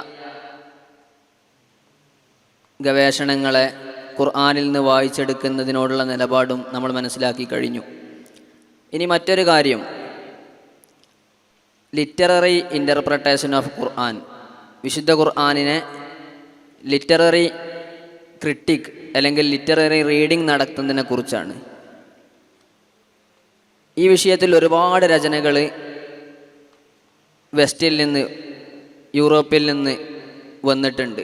ഓറിയൻ്റലിസ്റ്റുകളും ആ വിഷയത്തിൽ, ഈ വെസ്റ്റേൺസ് എന്ന് പറയുന്നതും ഓറിയൻ്റലിസ്റ്റ് എന്ന് പറയുന്നതും ചെറിയ ഒരു വ്യത്യാസമുണ്ട്. അപ്പോൾ അവർ ഈ വിഷയത്തിൽ ഒരുപാട് രചനകൾ നടത്തിയിട്ടുണ്ട്. പക്ഷേ ഈ രചനകൾ നമുക്ക് അംഗീകരിക്കാൻ പറ്റുമോ എന്ന് ചോദിച്ചാൽ ഇല്ല എന്നാണ് അതിൻ്റെ ഉത്തരം. കാരണം ലിറ്റററി ക്രിട്ടിക് എന്ന് പറയുന്നത് അതിന് ചില രീതിശാസ്ത്രമുണ്ട്. ആ രീതിശാസ്ത്രം പലപ്പോഴും നമുക്ക് അംഗീകരിക്കാൻ പറ്റാത്ത, ഉദാഹരണത്തിന് ഫോർമലിസം. ആ ഫോർമലിസത്തിൻ്റെ ഭാഗമായിട്ട് വരുന്നതാണ് ന്യൂ ക്രിട്ടിക്, സ്ട്രക്ചറലിസം, പിന്നെ അതിനെ തുടർന്ന് വരുന്ന പോസ്റ്റ് സ്ട്രക്ചറലിസം, അതിൻ്റെ ഭാഗമായിട്ട് വരുന്ന ഡീകൺസ്ട്രക്ഷൻ എന്നൊക്കെ പറയുന്നത്. എന്ന് പറഞ്ഞാൽ ഇതിൻ്റെയൊക്കെ ആകത്തുക എന്ന് പറയുന്നത് ഒരു ടെക്സ്റ്റ്, ഒരു കൃതി നമ്മൾ വായിക്കേണ്ടത് അതിൻ്റെ പദങ്ങളെ, ഘടനയെ നോക്കിയിട്ടാണ്. അതിൻ്റെ അപ്പുറത്തേക്കുള്ള അത് എഴുതപ്പെട്ട ആളുടെ ചരിത്രമോ ആളുടെ സംസ്കാരമോ പശ്ചാത്തലമോ ഒന്നും പരിഗണിക്കാൻ പാടില്ല. ആ ഘടന മാത്രമാണ് നമ്മൾ നോക്കേണ്ടത്, ആ ഗ്രാമർ അത് മാത്രമാണ് നോക്കേണ്ടത്. ഇങ്ങനെ പറയുന്ന ഒരു വാദമാണിത്. അതുകൊണ്ട് തന്നെ ഇത്തരത്തിലുള്ള രചനകൾ അതൊരു പക്ഷേ ഭാഷാശാസ്ത്രപരമായിട്ട് ഖുർആനിൻ്റെ പദങ്ങൾ റെഡിയായിരിക്കും. ഒരു പദത്തിന് ഇന്ന അർത്ഥം അവർ ഡിക്ഷണറിയിൽ നിന്ന് കൊണ്ടുവരും. പക്ഷേ അത് നമുക്ക് തഫ്സീറായിട്ട് അംഗീകരിക്കാൻ പറ്റില്ല. കാരണം തഫ്സീർ എന്ന് പറയുന്നത് ഖുർആനിൻ്റെ ഭാഷാ അർത്ഥമല്ല. ഭാഷാ അർത്ഥമല്ല എന്ന് പറയാൻ കാരണം സയ്യിദുനാ റസൂലുള്ളാഹി സ്വല്ലല്ലാഹു അലൈഹി വസല്ലമ തങ്ങൾ ദീന് അവതരിപ്പിച്ചത് അന്ന് വരെ ഉണ്ടായിരുന്ന അറബി ഭാഷയിലുള്ള പദങ്ങൾ ഉപയോഗിച്ചുകൊണ്ട് മാത്രമല്ല, അതുവരെ ഉണ്ടായിരുന്ന പദങ്ങൾക്ക് പുതിയ അർത്ഥം നബി തങ്ങൾ പലതിനും നൽകിയിട്ടുണ്ട്. നമ്മളൊക്കെ കിതാബിൽ പഠിക്കുമല്ലോ, അസ്സലാത്തു നിസ്കാരമെന്ന് പറയുന്നത് ശറഅൻ മതത്തിൽ ഇതാണ് അതിൻ്റെ അർത്ഥം, വലുഗത്തൻ ഭാഷാ അർത്ഥത്തിൽ ഇതാണ് അതിൻ്റെ അർത്ഥം. ഹജ്ജ് എന്ന് പറഞ്ഞാൽ ഭാഷാർത്ഥ പ്രകാരം ഉദ്ദേശിക്കുക, കരുതുക എന്നൊക്കെയാണ്. അതേസമയം മതത്തിൽ വരുമ്പോൾ ഹദീസിലും ഖുർആനിലും ഫിഖ്ഹിൻ്റെ കിതാബുകളിലൊക്കെ ഹജ്ജ് എന്ന് പറയുമ്പോൾ അതിൻ്റെ അർത്ഥം മാറും. അതൊരു കർമ്മമായിട്ട് ഒരുപാട് ഷർത്തുകളും ഫർളുകളൊക്കെ ഉള്ള ഒരു കർമ്മമായിട്ട് മാറുന്നു. ഇങ്ങനെ ഒരുപാട് ടേമുകൾ നബിതങ്ങൾ കൊണ്ടുവന്നിട്ടുണ്ട്. അപ്പോൾ ഈ ടേമുകളെക്കുറിച്ച് നമ്മൾ പറയാറുള്ളത് ഹഖീഖ ശർഇയ്യ, ഹഖീഖത്തുൻ ശർഇയ്യത്ത് എന്നാണ്. അതിനെക്കുറിച്ച് വളരെ വിശദമായിട്ട് അൽ ബുർഹാൻ എന്ന ഗ്രന്ഥത്തിൽ ഇമാം സർക്കശി, ഇമാം ബദറുദ്ദീൻ സർക്കശി റഹ്മത്തുള്ളാഹി അലൈഹി അവർ പറയുന്നുണ്ട് ഈ ഹഖീഖ ശർഇയ്യയെക്കുറിച്ച്. അപ്പോൾ നബിതങ്ങൾ പലപ്പോഴും കൊണ്ടുവന്ന പദങ്ങൾ, ഉപയോഗിച്ച വാക്കുകൾ ഇങ്ങനെ ഹഖീഖ ശർഇയ്യകളാണ്. അതൊരു പക്ഷേ നമുക്ക് ഡിക്ഷണറികളിൽ നിന്ന് കണ്ടെത്താൻ കഴിയില്ല. അത് അതിൻ്റെ ആളുകളിൽ നിന്ന് നമുക്ക് മനസ്സിലാക്കിയെടുക്കാൻ കഴിയുള്ളൂ. അത് നബി തങ്ങളൊരു ഗ്രന്ഥത്തിൽ ക്രോഡീകരിച്ച് വെച്ചിട്ടൊന്നുമില്ല. അപ്പോൾ അതുകൊണ്ട് തന്നെ ഖുർആനിനെ ലിറ്റററി ആയിട്ട് ഇൻ്റർപ്രറ്റ് ചെയ്യുകയാണെങ്കിൽ ഈ ഹഖീഖ ശർഇയ്യ നമ്മൾ അറിയാതെ പോകും. അതുകൊണ്ട് തന്നെ യഥാർത്ഥ ഉദ്ദേശത്തിലായിരിക്കില്ല അത് എത്തുന്നത്. ഇനി ഈ നമ്മൾ നേരത്തെ പറയുന്ന സ്ട്രക്ചറലിസം ഇതുപോലെ, അതായത് ആ ടെക്സ്റ്റ് മാത്രം നോക്കിയാൽ മതി, അതിൻ്റെ പശ്ചാത്തലമോ ചരിത്രമോ മറ്റൊന്നും നോക്കണ്ട എന്ന് പറയുന്ന വാദത്തിന് മറുവാദം ഈ ലിറ്ററേച്ചറിൽ തന്നെ വന്നിട്ടുണ്ട്. അപ്പോൾ ആ വാദം ശരിയല്ല എന്ന് അവർ തന്നെ പറയുന്നുണ്ട്. പക്ഷേ ഇങ്ങനെ എഴുതിയ ഒരുപാട് കൃതികളുണ്ട്. ആ കൃതികൾ വായിച്ചിട്ട് പലരും ഇസ്ലാമിനെ അല്ലെങ്കിൽ ഖുർആനിനെ തെറ്റായിട്ട് വ്യാഖ്യാനിക്കാൻ കാരണമാകും. ഇങ്ങനെയുള്ള രചനകൾ നമ്മുടെ അറബി ഭാഷയിലും ഉണ്ട്. മുഹമ്മദ് അബ്ദു എന്ന് പറയുന്ന വ്യക്തി, അദ്ദേഹം തഫ്സീർ ചെയ്തിരുന്ന രീതി, അദ്ദേഹം ഒരു തഫ്സീർ എഴുതിയിട്ടില്ല, പക്ഷേ അദ്ദേഹം തഫ്സീർ ഒരുപാട് ക്ലാസ് എടുത്തിട്ടുണ്ട്. അദ്ദേഹത്തിൻ്റെ ശിഷ്യന്മാരായിട്ട് വരുന്ന ആളുകളാണ് റഷീദ് റിള, അതുപോലെ മറാഖി. ഈ മുഹമ്മദ് അബ്ദുവിനോട് ബന്ധമുണ്ടായിരുന്ന ആളാണ് ഇബ്നു ആശൂർ പോലുള്ള ആളുകൾ. അപ്പോൾ ഇവരുടെ ഈ മുഹമ്മദ് അബ്ദുവിൻ്റെ ഒരു ശൈലി എന്ന് പറയുന്നത്, അദ്ദേഹം നേരത്തെയുള്ള കിതാബുകൾ നോക്കൂല. അതിന് അദ്ദേഹം പറയുക, നേരത്തെയുള്ള കിതാബുകൾ നോക്കിയാൽ അതിലുള്ള ആശയങ്ങൾ നമ്മളെ സ്വാധീനിക്കും, അത് പാടില്ല. ഖുർആൻ മുന്നിൽ വെൽക്കുക, അതിൽ നിന്ന് കിട്ടുന്നത് സ്വീകരിക്കുക. ഇതാണ് അദ്ദേഹത്തിൻ്റെ. എത്രത്തോളം എന്ന് പറഞ്ഞാൽ അദ്ദേഹം പറയുന്നു, നമ്മൾ നേരത്തെ അഖീദ വിശ്വാസ കാര്യങ്ങൾ പഠിച്ച് മനസ്സിലാക്കിയിട്ടല്ല ഖുർആൻ വായിക്കേണ്ടത്, അതിനനുസരിച്ച് ഖുർആൻ മനസ്സിലാക്കല്ല വേണ്ടത്. ഖുർആൻ തുറക്കുക, അതിൽ നിന്ന് ലഭിക്കുന്ന ആശയങ്ങൾ അത് നമ്മുടെ വിശ്വാസ കാര്യങ്ങളാക്കി മാറ്റുക. ഇങ്ങനെ ഒരു ശൈലി സ്വീകരിച്ച ആളാണ് മുഹമ്മദ് അബ്ദു. അപ്പോൾ ഈ ഒരു ശൈലി എന്ന് പറഞ്ഞാൽ സാഹിത്യത്തിൽ വന്ന ലിറ്റററി ക്രിട്ടിക്ക് അത് ഖുർആനിലേക്ക് കൊണ്ടുവരികയും മുസ്ലിം ലോകത്തേക്ക് അതിൻ്റെ അതിനാക്കം കൂട്ടുകയും ചെയ്ത ആളുകൾ, അതിൽ പ്രധാനപ്പെട്ട ഒരാളാണ് മുഹമ്മദ് അബ്ദുവും അദ്ദേഹത്തിൻ്റെ റഷീദ് റിള പോലെയുള്ള ശിഷ്യന്മാരും. മുഹമ്മദ് അബ്ദുവിൻ്റെ മൻഹജ് നമ്മൾ ചെറുതായിട്ടൊന്ന് വിശദീകരിച്ചു. ഇതുപോലെ തന്നെയാണ് റഷീദ് റിളയുടെയും മൻഹജ്. അതിനെക്കുറിച്ച് റാസി ഉസ്താദ് സംസാരിക്കും. റഷീദ് റിള നമുക്കെല്ലാവർക്കും അറിയാം. റഷീദ് റിള ഒരു സലഫി ഒരു ഐഡിയോളജി രൂപത്തിലാണുള്ളത്. അദ്ദേഹത്തിൻ്റെ തഫ്സീറിൽ ഒരുപാട് പ്രശ്നങ്ങളുണ്ട് എന്നുള്ളത്. ഉദാഹരണമായിട്ട് ഇപ്പോൾ ഒരു പ്രശ്നം എന്ന് പറയുന്നത്, ഹദീസ് സ്വഹിയായ ഹദീസ് ഉള്ള ഒരു കാര്യത്തെ അദ്ദേഹം ആയത്തിൽ വന്ന ഒരു കാര്യത്തിന് നസ്ഖ് ഹദീസിൽ സ്വഹിയായ ഹദീസാണ് വന്നിട്ടുള്ളത്. അതേ ആയത്തിൻ്റെ അർത്ഥം എടുക്കുകയും സ്വഹിയായ ഹദീസ് ഇമാം ബുഖാരി റിപ്പോർട്ട് ചെയ്ത ഹദീസാണ്, ആ ഹദീസിനെ പോലും അദ്ദേഹം തള്ളുകയും ചെയ്യുന്ന ഒരു രൂപമുണ്ട്. അദ്ദേഹത്തിൻ്റെ തഫ്സീറുകളിൽ പലതും മുൻഗാമികൾ വിശദീകരിച്ച് വെച്ചതിന് എതിരാണ്. നമ്മൾ നേരത്തെ സൂചിപ്പിച്ചു, ഇമാം സുയൂത്തി ഇത്ഖാനിൽ ഓർമ്മപ്പെടുത്തുന്നുണ്ട്, മുൻഗാമികൾ പറഞ്ഞതിന് എതിരായിട്ടുള്ള ഒരു തഫ്സീർ സ്വീകാര്യമല്ല, അത് ബിദ്അത്തിൻ്റെ തഫ്സീറാണ് എന്ന് ഇമാം സുയൂത്തി പറയുന്നുണ്ട്. അപ്പോൾ അദ്ദേഹം പറയുന്നുണ്ട്, ലാ വസിയ്യത്തിൽ വാരിസിൻ എന്ന് പറയുന്ന ഒരു ഹദീസ്, ആ ഹദീസ് സ്വഹിയായ ഹദീസാണ്. അപ്പോൾ ഖുർആനിലെ ഇൻ തറക ഖൈറനിൽ വസിയ എന്ന് പറയുന്ന ആയത്ത് എടുത്തുകൊണ്ട് ഈ ഹദീസിനെ ദഈഫാക്കുന്ന ഒരു രൂപം അദ്ദേഹം ചെയ്യുന്നുണ്ട്. അതുപോലെ ഖിയാമത്ത് നാളുമായി ബന്ധപ്പെട്ട വന്ന ഹദീസുകളെ അദ്ദേഹം അംഗീകരിക്കാത്ത കാര്യവും കാണാവുന്നതാണ്. അപ്പോൾ ഈ രൂപത്തിൽ ബുദ്ധിക്ക് പ്രാധാന്യം കൊടുത്തുകൊണ്ട് തഫ്സീറുകളെ യഥാർത്ഥ രൂപത്തിലല്ലാതെ വ്യാഖ്യാനിക്കുന്ന ശൈലികളാണ് കണ്ടുവരുന്നത്. അദ്ദേഹം തന്നെ പറഞ്ഞത് നമുക്കെല്ലാവർക്കും അറിയുന്നൊരു കാര്യമാണ്. ഈ ഖുർആനിൽ ധാരാളം ഈ മുഅ്ജിസത്തുകളെക്കുറിച്ചും മൂസാ നബിയുടെയൊക്കെ മുഅ്ജിസത്തുകളെ പരാമർശമില്ലെങ്കിൽ ധാരാളം ഇംഗ്ലീഷുകാർ ഇസ്ലാമിലേക്ക് വരുമായിരുന്നു എന്ന് പറയുന്ന പ്രയോഗം അദ്ദേഹം എഴുതിയിട്ടുണ്ട്. അപ്പോൾ ആ രൂപത്തിൽ ബുദ്ധിക്ക് അങ്ങനെ ഇസ്ലാമിനെ വേണ്ട വിധത്തിൽ ഉൾക്കൊള്ളാത്ത രൂപത്തിലുള്ള തഫ്സീറുകളുണ്ട്. അപ്പം അങ്ങനെ ഒരുപാട് തഫ്സീറുകൾ ആധുനിക കാലഘട്ടത്തിൽ എഴുതപ്പെട്ടിട്ടുണ്ട്. അതിൽ നമുക്ക് സ്വീകരിക്കാൻ പറ്റുന്ന ഏരിയകൾ ഉണ്ടാവും, സ്വീകരിക്കാൻ പറ്റാത്ത ഏരിയകളുണ്ടാവും. നമ്മൾ ചെയ്യേണ്ടത്, നമ്മൾ ഈ തഫ്സീർ പഠനം നന്നായി പഠിക്കുകയും നമ്മളെ ഉസ്താദുമാരെ കീഴിൽ നിന്ന് അതിൻ്റെ ഉസൂലടക്കം നമ്മൾ നന്നായി മനസ്സിലാക്കുകയും നമ്മുടെ ശരീഅത്തിന് നമ്മൾ മനസ്സിലാക്കിയ നമ്മുടെ മൻഹജിന് എതിരെയുള്ള തഫ്സീറുകളെ മാറ്റി നിർത്തുകയും അതിൽ നിന്ന് നല്ലത് മാത്രം എടുക്കുകയും ചെയ്യുന്നൊരു രൂപം. എല്ലാ തഫ്സീറും നമുക്ക് A to Z ഇന്ന തഫ്സീറും മുഴുവൻ എടുക്കാൻ പറ്റുന്നതാണ്. ആ രൂപത്തിലുള്ള കാര്യങ്ങൾ, ആ രൂപത്തിലൊരു കിതാബ് നമുക്ക് പറയാൻ കഴിയുമോ എന്നുള്ളത് ചിലപ്പോൾ നമ്മൾ ആലോചിക്കേണ്ട വിഷയമാണ്. എന്നിരുന്നാൽ നമ്മൾ വായിക്കുകയും നമ്മുടെ പരന്ന വായനയിൽ നിന്ന് നമ്മുടെ അസിൽ നിന്നുകൊണ്ട് തഫ്സീറുകളെ നോക്കിക്കാണുന്ന രൂപത്തിലേക്ക്, വായിച്ചെടുക്കുന്ന രൂപത്തിലേക്ക് നമ്മൾ മാറിയാൽ ആ തഫ്സീറിൽ നിന്ന്, ഇതുപോലെ എഴുതപ്പെട്ട തഫ്സീറിൽ നിന്ന് വരുന്ന കുറേ അപകടങ്ങളെ നമുക്ക് തിരുത്താൻ കഴിയുമെന്നുള്ളതാണ്. നമ്മൾ പൊതുവായിട്ട് ഇത്തരം ആധുനിക തഫ്സീറുകളെ നമ്മൾ സമീപിക്കുന്ന സമയത്ത് നമ്മൾ ശ്രദ്ധിക്കേണ്ട പ്രധാനപ്പെട്ട കാര്യമെന്ന് ഈ വിഷയമായിട്ട് നമ്മൾ ചുരുക്കി ഓർമ്മപ്പെടുത്തുകയാണ്. ഇപ്പോൾ നമ്മൾ പറഞ്ഞു, വിശുദ്ധ ഖുർആനിൻ്റെ തഫ്സീർ എന്ന് പറയുന്നത് അതിൻ്റെ ഭാഷാ അർത്ഥമല്ല, ലിറ്റററി ഇൻ്റർപ്രിട്ടേഷൻ അല്ല, മറിച്ച് മനുഷ്യ കഴിവിൻ്റെ പരിധിക്കുള്ളിൽ നിന്ന് അള്ളാഹുവിൻ്റെ ഉദ്ദേശങ്ങൾ എന്താണെന്ന് നമ്മൾ അറിയാൻ ശ്രമിക്കുക, അതിന് തന്നെ കിട്ടുക, ഇതാണ് തഫ്സീർ. ഇങ്ങനെ മുറാദുല്ലാഹിയായി വരുന്ന കാര്യങ്ങൾ മാത്രമേ തഫ്സീറായിട്ട് പരിഗണിക്കുകയുള്ളൂ. അതിൻ്റെ ഭാഷാ അർത്ഥങ്ങൾ ഒരിക്കലും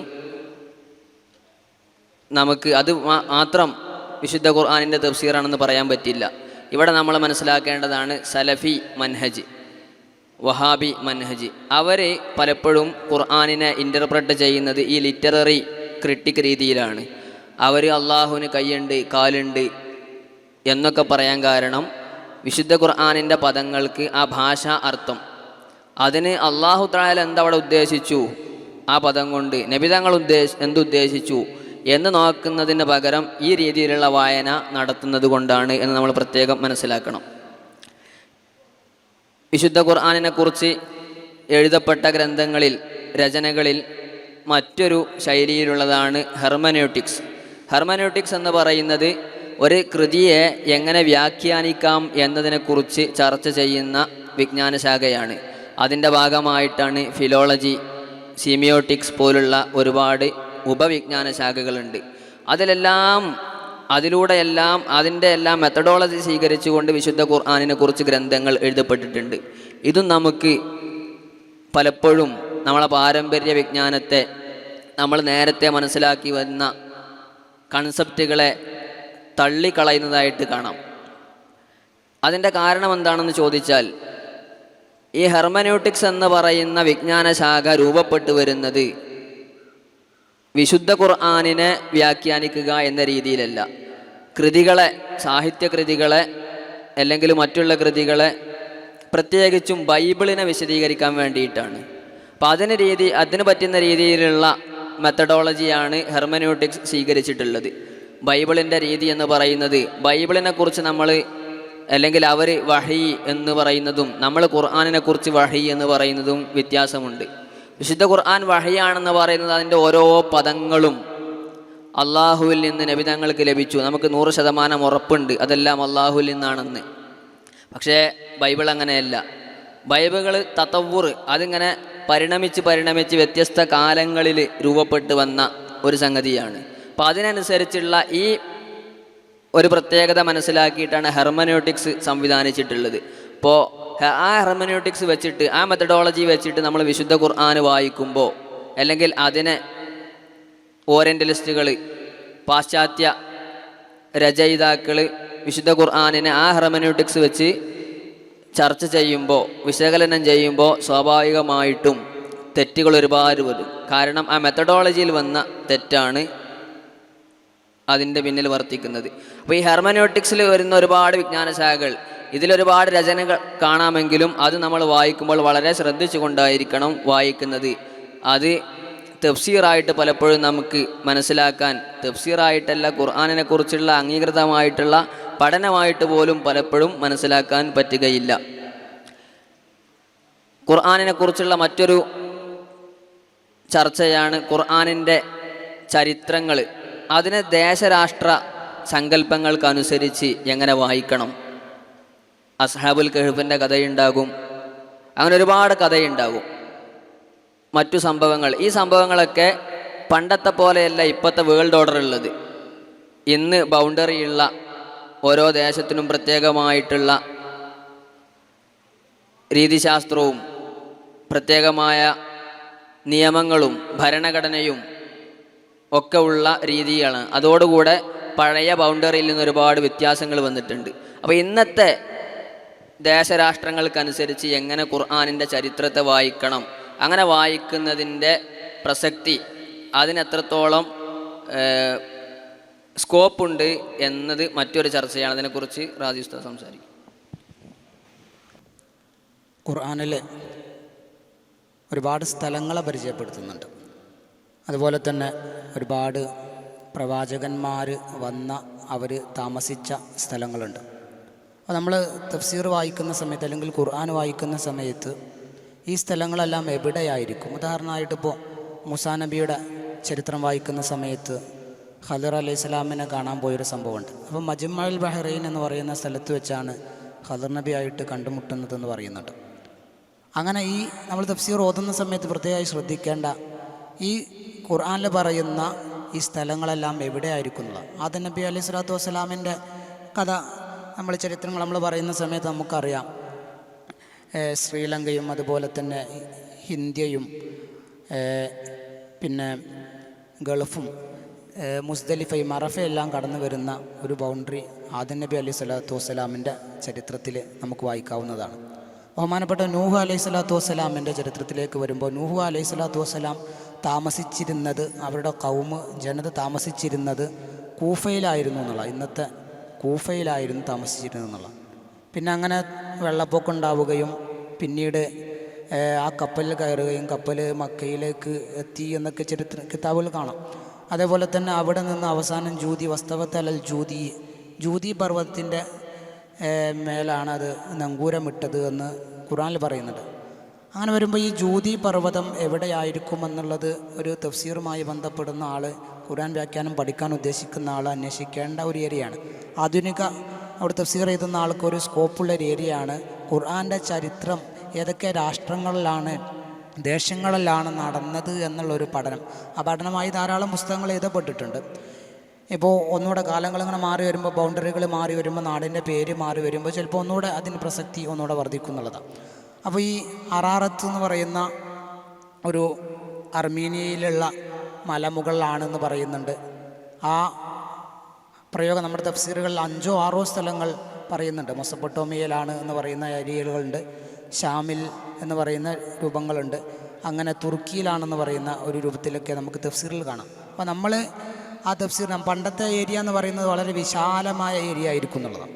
അപ്പോൾ പൊതുവേ നമ്മൾ പറയാറുള്ളത് ജൂതി എന്നും പറഞ്ഞാലും അറാറത്ത് എന്ന് പറയുന്ന പർവ്വതമൊക്കെ ഒന്നാണ് എന്നുള്ള വ്യാഖ്യാനങ്ങളുണ്ട്. അർമീനിയയിലെ ഒരു പർവ്വത മേഖലയാണ് ഈ അറാറത്ത് എന്ന് പറയുന്ന രൂപത്തിലുള്ളത്. ബൈബിളിലൊക്കെ പറയുന്നത് അറാറത്ത് എന്നുള്ള പദം തന്നെ പറയുന്നുണ്ട്. ഈ അറാറത്തിനും ജൂതി എന്നുള്ള പ്രയോഗമുണ്ട് എന്നൊക്കെ ചില പണ്ഡിതന്മാർ വിശദീകരിച്ചത് കാണാവുന്നതാണ്. ആ രൂപത്തിൽ തന്നെ ഹൂദ് അലൈഹി സ്വലാമിൻ്റെ കൗമായ ആദ് താമസിച്ചിരുന്നത് യമനിലെ ഹദർ മൗത്തിലായിരുന്നു എന്ന് പറയുന്നുണ്ട്. സ്വാലിഹ് നബിയുടെ സമൂദ് ഗോത്രക്കാർ താമസിച്ചിരുന്നത് നമ്മുടെ സൗദി അറേബ്യയിലെ പണ്ട് കാലത്ത് ഹിജിർ എന്നറിയപ്പെടുന്ന ഒരു സ്ഥലത്ത് ആയിരുന്നു എന്ന് കാണാം. അതേപോലെ തന്നെ സദൂം ലൂത്ത് നബി അലൈഹി സ്വലാത്തു വസ്സലാമിൻ്റെ കൗമ ജീവിച്ചിരുന്നത് ഇന്നത്തെ ജോർദാനും ഫലസ്തീനും ഒക്കെ ഉൾക്കൊള്ളുന്ന ആ ഒരു പ്രദേശത്തായിരുന്നു എന്ന് പണ്ഡിതന്മാർ രേഖപ്പെടുത്തിയിട്ടുണ്ട്. ആ രൂപത്തിൽ നമുക്ക് ഈ ഒരു ഖുർആൻ വ്യാഖ്യാനത്തെ ആധുനികപരമായിട്ട് നമുക്ക് വായിക്കാൻ സാധിക്കുന്നതാണെന്നുള്ള. മൂസാ നബി അലൈഹി സ്വലാത്തു വസ്സലാമിൻ്റെ ചരിത്രത്തിൽ മിസ്റും മദിയനൊക്കെ കടന്നു വരുന്നുണ്ട്.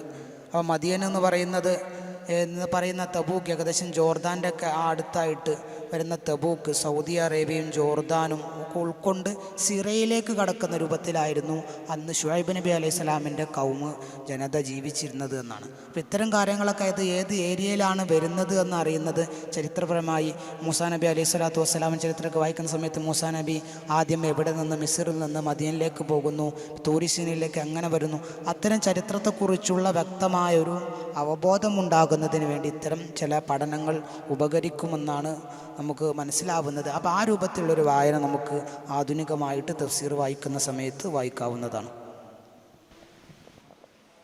ഖുർആൻ പഠിക്കുന്ന, തഫ്സീർ പഠിക്കുന്ന നമ്മൾ ഖുർആനിനെക്കുറിച്ചും തഫ്സീറിനെക്കുറിച്ചും ചർച്ച ചെയ്യപ്പെടുന്ന പുതിയ ഏരിയകൾ കണ്ടെത്തി കൂടുതൽ പഠിക്കേണ്ടതുണ്ട്.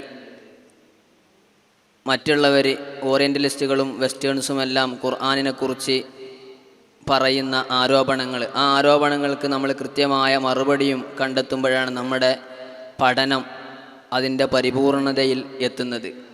ആ രീതിയിലേക്ക് നമ്മളെ പഠനം മാറേണ്ടതുണ്ട്. തഫ്സീർ ജലാലൈനി, ബൈളാവി, നസഫി ഇങ്ങനെയുള്ള തഫ്സീറുകൾ നമ്മൾ പാരമ്പര്യമായിട്ട് തന്നെ പഠിക്കുന്നുണ്ട്. അതോടുകൂടെ ഇത്തരം ചർച്ചകളും നമ്മൾ ശ്രദ്ധിക്കണം.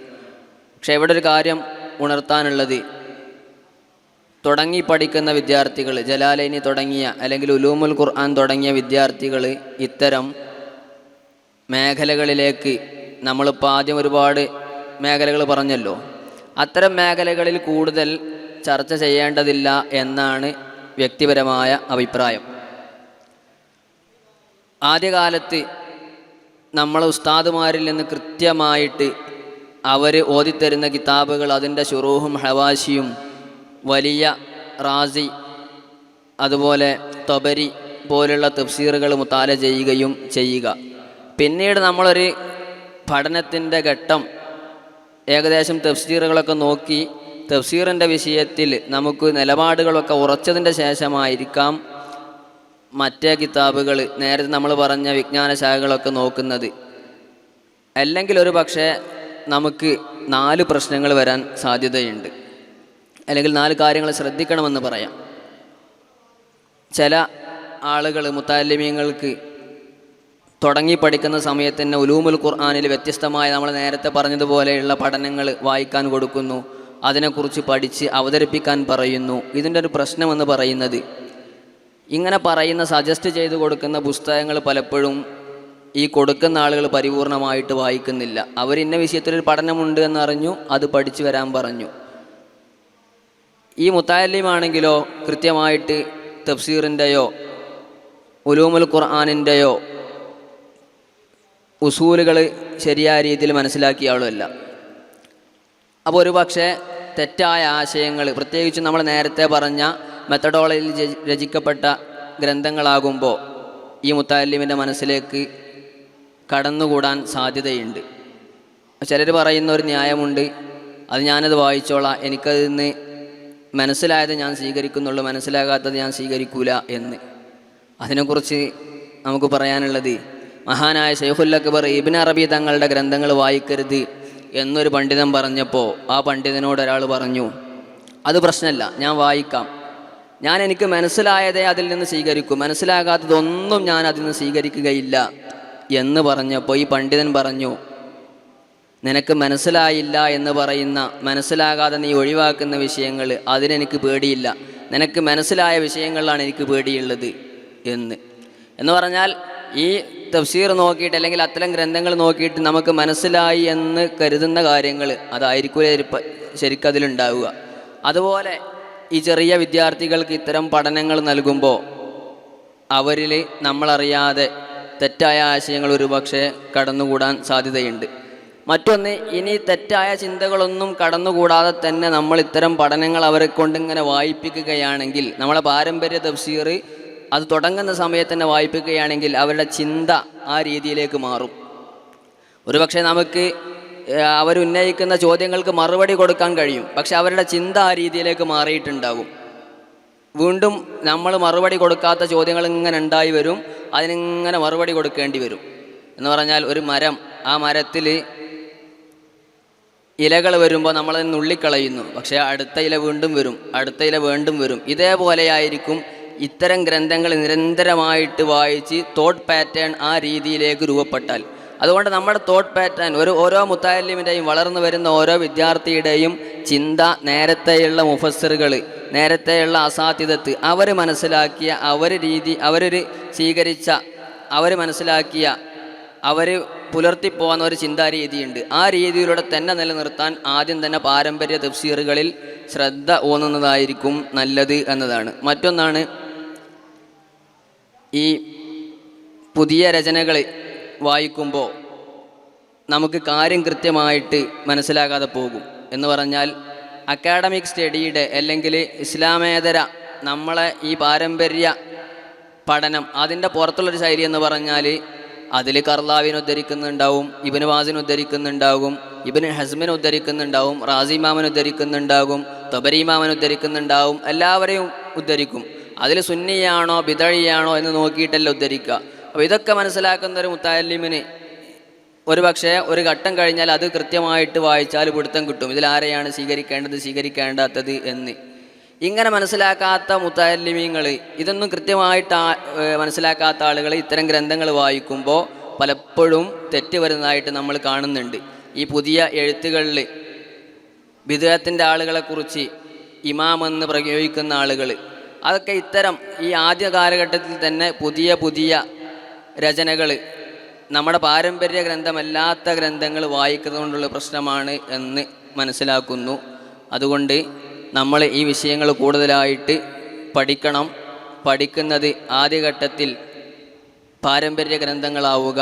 അതിൻ്റെ ശേഷം ഇപ്പോൾ ഈ പറഞ്ഞ കാര്യങ്ങളൊക്കെ അതൊന്നും വലിയ റിസ്ക്കുള്ള കാര്യങ്ങളല്ല. നമ്മൾ ഒരാഴ്ച എടുത്താൽ 2 ആഴ്ച എടുത്താൽ ഭാഷ കയ്യിലുണ്ടെങ്കിൽ മനസ്സിലാക്കാൻ പറ്റുന്ന, ഭാഷ എന്ന് പറഞ്ഞാൽ ഇതിന് ഇംഗ്ലീഷ് അറിയണമെന്നില്ല. ഈ പഠനങ്ങളെല്ലാം നമുക്ക് അറബിയിൽ ലഭ്യമാണ്. ഇംഗ്ലീഷിൽ ഏതൊക്കെ പഠനങ്ങൾ വരുന്നോ അതിൻ്റെ എല്ലാം നഖദ് റദ്ദുകൾ അല്ലെങ്കിൽ അതിനെക്കുറിച്ചുള്ള വിശകലനങ്ങൾ അറബി ഭാഷയിലും വരുന്നുണ്ട്. അതുകൊണ്ട് നമ്മൾ എല്ലാ ഭാഷയും സ്വന്തമാക്കുക, കൃത്യമായിട്ട് പഠിക്കുക. നമ്മുടെ ഉസൂലുകൾ, ജമ്മുൽ ജവാമി, മന്തിക്ക്, അതുപോലെ ഉസൂൽ ഫിഖിൻ്റെ മറ്റ് കിതാബുകൾ, ഇങ്ങനെയുള്ള ഉസൂലുകൾ നമ്മുടെ കയ്യിലുണ്ടെങ്കിൽ ഇത്തരം ഏത് പഠനങ്ങൾ നമ്മുടെ കയ്യിൽ കിട്ടിയാലും ഒറ്റ വായനയിൽ തന്നെ ഈ പറയുന്നത് ശരിയല്ല എന്ന് നമുക്ക് ഓരോ സെൻറ്റൻസിനെ കുറിച്ചും വിലയിരുത്താനും നിലപാട് പറയാനും കഴിയും. ഇതല്ലാതെ നമ്മൾ ആദ്യം തന്നെ ഇത്തരം ഗ്രന്ഥങ്ങൾ പോയിട്ട് വായിക്കുകയാണെങ്കിൽ എപ്പോഴും ഒരു സംശയത്തിൻ്റെ ആളുകളായിരിക്കും നമ്മൾ. ഒരു വിഷയത്തിൽ നിലപാട് പറയാനാകാത്ത ഒരു രീതിയിലേക്ക് നമ്മൾ മാറാൻ സാധ്യതയുണ്ട് എന്ന് ഓർമ്മപ്പെടുത്തി ഇനി എന്തെങ്കിലും ചോദ്യങ്ങളുണ്ടെങ്കിൽ അതിനുള്ള അവസരം ആണ്. അസ്സലാമു അലൈക്കും വറഹ്മത്തുള്ളാഹി തആല വബറകാതുഹു. ഈ ഖുർആനിൽ പരിണാമത്തെക്കുറിച്ച് എന്തെങ്കിലും പറയുന്നുണ്ടോ? നമ്മൾ പരിണാമത്തെക്കുറിച്ച് നമുക്ക് ഖുർആനിൽ അല്ലാഹു സുബ്ഹാനഹു വ തആല എങ്ങനെയാണ് മനുഷ്യനെ സൃഷ്ടിച്ചത് എന്ന് പറയുന്നുണ്ട്. എങ്ങനെയാണ് സൃഷ്ടിച്ചതെന്ന് പറയുന്നുണ്ട്. അപ്പോൾ ആ രൂപത്തിൽ പരിണാമത്തെക്കുറിച്ച് പരാമർശമില്ല എന്നുള്ളത് നമുക്ക് അറിയുന്ന കാര്യമാണല്ലോ. ഈ പരിണാമം എന്ന് പറയുന്ന ആ തിയറി തന്നെ എത്രത്തോളം അംഗീകരിക്കപ്പെട്ടതാണ് എന്ന് നമുക്കറിയാവുന്ന കാര്യവുമാണ്. അപ്പോൾ ആ രൂപത്തിൽ ഖുർആനിൽ ഏതായാലും പ്രത്യക്ഷമായിട്ട് പരിണാമത്തെക്കുറിച്ച് പരാമർശം ഇല്ല എന്നുള്ള കാര്യം ഉറപ്പാണ്. ഖുർആൻ തന്നെ പറയുന്നത് ആദം നബി അലൈഹി സ്വലാത്തു വസ്സലാമിനെ എങ്ങനെയാണ് സൃഷ്ടിച്ചത് എന്ന് പറയുന്നുണ്ട്. അതിങ്ങനെ കുരങ്ങിൽ നിന്ന് മാറി മാറി വരുന്നത് അല്ല എന്നുള്ള കാര്യം നമുക്ക് വളരെ വ്യക്തമായ കാര്യമാണെന്ന് അതുമായി ബന്ധപ്പെട്ട് ഓർമ്മപ്പെടുത്തുന്നു.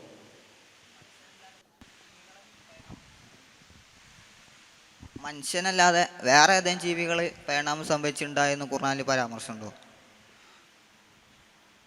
പരിണാമത്തെക്കുറിച്ച് പരിണാമം 2 രീതിയിലുണ്ടല്ലോ. അത് പറഞ്ഞിട്ടുണ്ടോ ഇല്ലയോ എന്നുള്ളത് നമ്മൾ കൃത്യമായിട്ട് ഒറ്റയടിക്ക് പറഞ്ഞിട്ടില്ല എന്നുള്ളത് എല്ലാവർക്കും അറിയാം. കൂടുതൽ അതിനെക്കുറിച്ച് എന്തെങ്കിലും അതിനെ അംഗീകരിച്ചുകൊണ്ടോ തള്ളുന്ന രീതിയിലോ പറഞ്ഞിട്ടുണ്ടോ എന്നുള്ളത് കൂടുതൽ പഠിച്ചിട്ട് പറയേണ്ട ഒരു കാര്യമാണ്. നമ്മളിപ്പോൾ ഒറ്റയടിക്ക് അങ്ങനെ പറയാൻ പറ്റുന്ന ഒരു കാര്യമല്ല.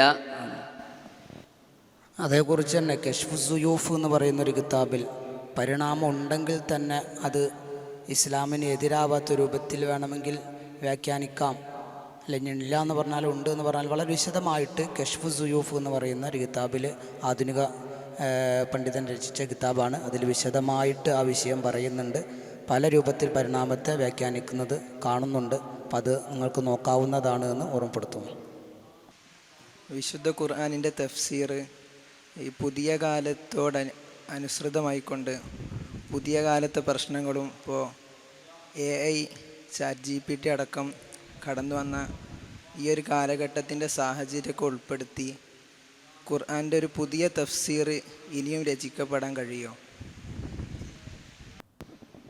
അതാണ് നമ്മൾ നേരത്തെ ഖുർആനിനെ കുറിച്ചുള്ളൊരു പഠനം സൂചിപ്പിച്ചിരുന്നു. കോണ്ടെക്സ്റ്റലൈസേഷൻ ഓഫ് ഖുർആനിനെ സാന്ദർഭികമായിട്ട് വായിക്കുക. അതിൻ്റെ 3 രീതി നമ്മൾ പറഞ്ഞു. ഖുർആൻ ഇറങ്ങിയ ആ സാഹചര്യത്തെ, സബബുൻ നുസൂലിനെയും മറ്റൊക്കെ പഠിക്കുക. രണ്ടാമത്തെ ശൈലി ഖുർആൻ അന്നത്തെ പ്രശ്നങ്ങൾക്ക് എങ്ങനെയാണ് പരിഹാരം കണ്ടത് എന്നത് പഠിക്കുക. മൂന്നാമത്തെ രീതിയാണ് ഇന്ന് നമ്മൾ ജീവിച്ചിരിക്കുന്ന കാലത്ത് എന്തൊക്കെ ചോദ്യങ്ങളാണ്, എന്തൊക്കെ പ്രശ്നങ്ങളാണ് ഉള്ളത്, അതിന് ഖുർആനിൽ നിന്ന് പരിഹാരം കണ്ടെത്തുന്ന രീതിയിൽ വിശുദ്ധ ഖുർആനിനെ സമീപിക്കുക, തഫ്സീർ ചെയ്യുക എന്നത്.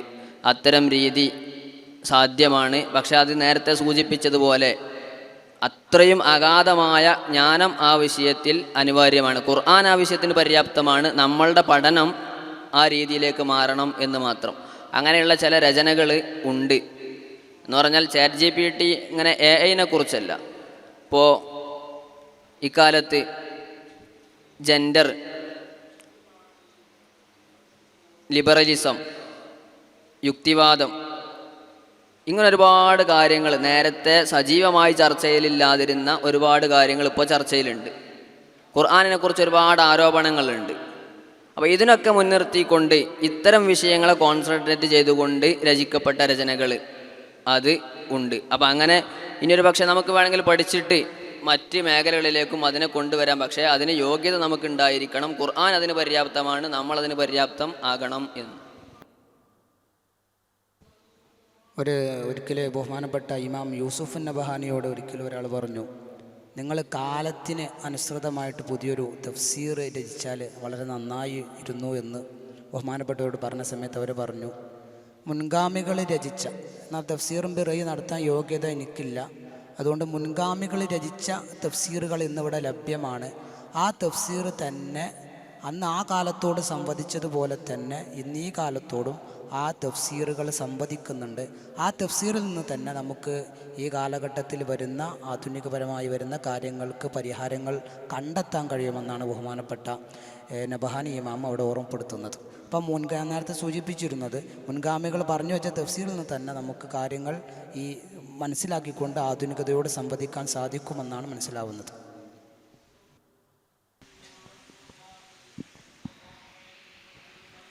ഖുർആൻ്റെ തഫ്സീർ എഴുതുമ്പോൾ ഇപ്പോൾ ഉറുദു ഭാഷകളിലൊക്കെ നിരവധി തഫ്സീറുകളുണ്ട്. അപ്പോൾ നമുക്ക് നിലവിൽ ഈ ഒരു സമയത്ത് കേരളത്തിൽ നമുക്ക് മലയാള ഭാഷയിലേക്ക് ഒരുപാട് തഫ്സീറുകളൊക്കെ രചിക്കാൻ പറ്റുമോ എന്നുള്ളത്. ഇപ്പോൾ അറബി ഭാഷയിൽ തന്നെ കഴിവുള്ള നമുക്ക് മലയാള ഭാഷയിലേക്ക് സാധാരണക്കാർക്കൊക്കെ മനസ്സിലാക്കാൻ കഴിയുന്ന രൂപത്തിൽ അതായിരുന്നു തഫ്സീർ. നമ്മളിപ്പോൾ ഒരുപാട് തഫ്സീറുകളുണ്ട്, ഇമാമുകൾ രചിച്ച തഫ്സീർ തന്നെ ഉണ്ട്. അതിൽ നിന്ന് സാധാരണക്കാർക്ക് ആവശ്യമുള്ള കാര്യങ്ങൾ ഒരു തഫ്സീറിൽ മലയാളത്തിൽ ഒരു തഫ്സീറിൻ്റെ രൂപത്തിൽ എഴുതുന്നത് കൊണ്ട് പ്രശ്നമില്ല എന്നുള്ളതാണ്. അങ്ങനെ തഫ്സീറുകൾ ഇന്ന് രചിക്കപ്പെട്ടുകൊണ്ടിരിക്കുന്നുണ്ട്. അപ്പോൾ മുൻഗാമികൾ പറഞ്ഞ ഈ ആ സാധാരണക്കാർക്ക് മനസ്സിലാവാനുള്ള ആശയങ്ങൾ ആ തഫ്സീർ ഉൾപ്പെടുത്തിക്കൊണ്ട് തഫ്സീർ രചിക്കാവുന്നതാണ്.